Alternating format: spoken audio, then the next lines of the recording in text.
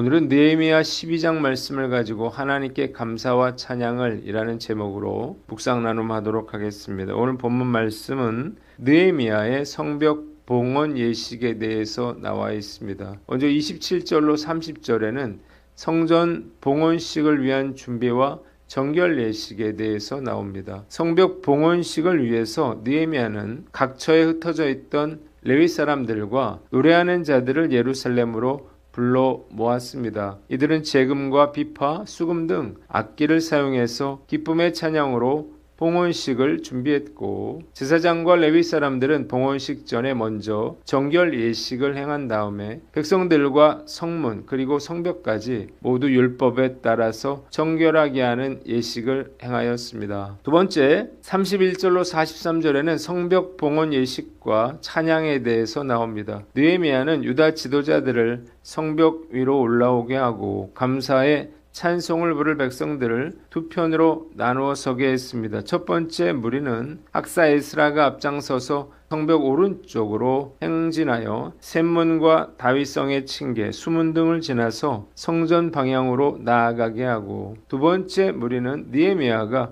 백성의 절반과 함께 왼쪽으로 행진하여 화덕망대, 에브라임 문 등을 지나 성전 방향으로 나아갔습니다. 이 두 무리는 성전으로 들어가는 양문에서 합류하여 성전으로 들어가 하나님을 기쁨으로 찬양하고, 제사장을 비롯한 모든 백성들이 성도들과 함께 큰 제사를 드리고 나팔과 악기로 크게 찬송했습니다.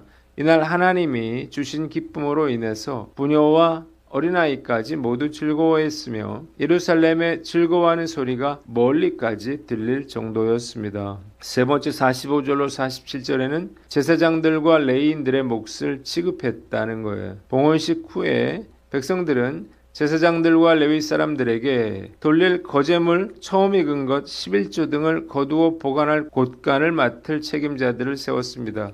유다 사람들이 하나님의 사람인 다윗과 솔로몬의 명령을 따라서 성전 봉사자들을 기쁨으로 지원했음을 보여주고, 느헤미야는 제사장들과 레위 사람들이 생계 걱정 없이 하나님을 섬기는 일과 결례의 일에 전념할 수 있도록 했습니다. 본문이 우리에게 주는 교훈이 있는데 거룩하고 성결하라는 거예요. 공사가 끝나자마자 곧 거행되었어야 할 예루살렘 성벽의 낙성식이 지체된 것은 예루살렘에 거할 주민들이 너무 적었기 때문이었습니다. 그러나 느헤미야의 이주 정책으로 인해서 많은 사람들이 예루살렘 성 안에 거주하게 되고 안정을 찾게 되면서 느헤미야는 미뤄왔던 예루살렘 성벽의 낙성식을 거행하기로 결심합니다. 그래서 성벽 봉헌 준비에 착수했는데, 그는 먼저 레위인들과 찬양대를 사방에서 불러 모으고 제사장들과 레위인들뿐만 아니라 모든 백성들과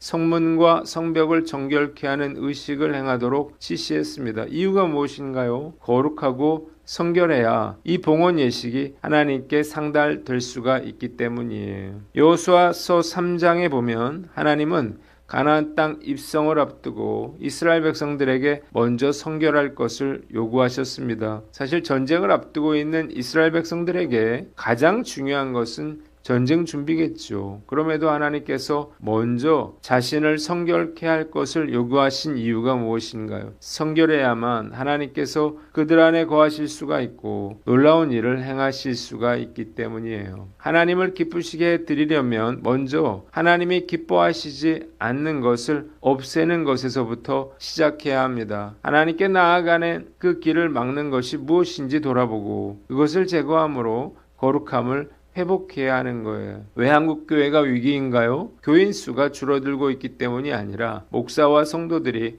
거룩함을 잃어가고 있기 때문이에요. 예수 믿는 자들의 이야기를 들어보면 세상 사람들과 다를 바가 없습니다. 그래서 예배에 하나님의 영광이 떠나고 능력이 나타나지 않는 것입니다. 하나님의 역사를 기대하고 기적을 기대한다면 먼저 스스로 성결하게 하기로 결단해야 합니다. 그래야 하나님께서 역사하실 수가 있어요. 과연 나는 교회 외에 믿지 않는 사람들과 무엇이 다른지 스스로에게 물어야 할 것입니다. 진짜 크리스천이라면 돈을, 성공을, 자식을 삶의 목표로 삼지 않고 거룩함과 순결함을 삶의 목표로 삼아야 합니다. 거룩해야 하나님이 함께 하실 수 있고 하나님의 능력이 나타날 수가 있는 거예요. 거룩의 근본 개념은 분리된, 구별된 이라고 하는 의미죠. 거룩하게 살려면 자신을 죄로부터, 세상으로부터 구별하기로 결단해야 합니다. 나를 세상적인 죄로 이끌어가는 것이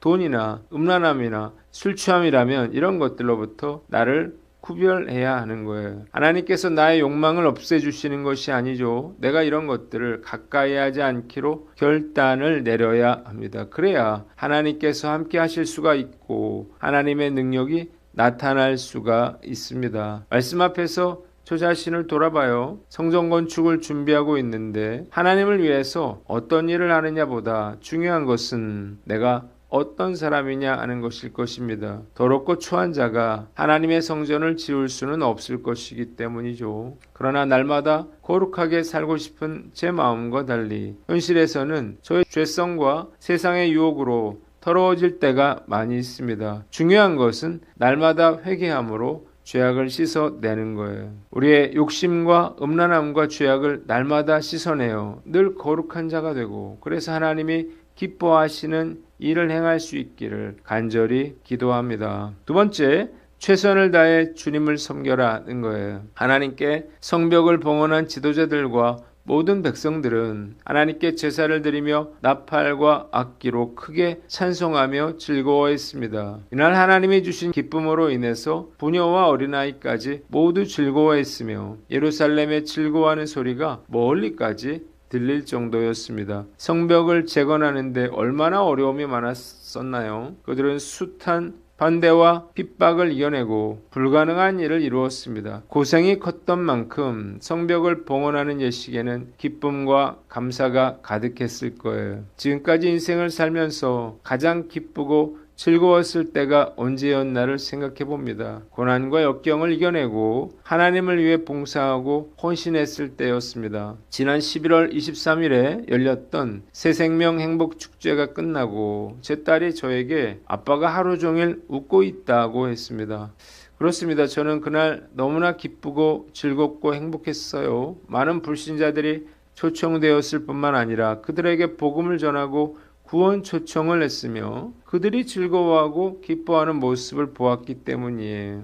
하나님께서 이들을 보시고 얼마나 기뻐하셨을까를 생각해보면 지금도 눈물이 나려 그래요. 이 기쁨과 감사는 세상의 어떤 것과 비교할 수가 없습니다. 저는 비교적 자주 대학 동기들과 만나는데 믿지 않은 친구들의 주된 관심은 오직 골프예요. 골프 이야기로 시작해서 골프 약속으로 끝납니다. 저에게는 세상 재미없는 이야기처럼 들려요. 재미는 있을지 몰라도 그렇게 골프가 가치 있고 의미 있는 일은 아니기 때문이에요. 지난주 예배를 마치고 성도들과 함께 교회를 건축할 종교부지로 가서 땅 밟기 기도를 했습니다. 해결해야 할 많은 문제들이 있지만 성도들이 즐거워하는 모습을 보니 저 또한 즐겁고 행복했어요. 3년 뒤 성전을 건축하고 봉헌하는 예배를 드릴 땐 과연 어떨까 상상해 봅니다. 정말 꿈만 같을 거예요. 일평생 하나님을 섬기며 살아온 저는 정말 행복한 사람입니다. 그러나 사실 제가 행복한 것은 제가 행하고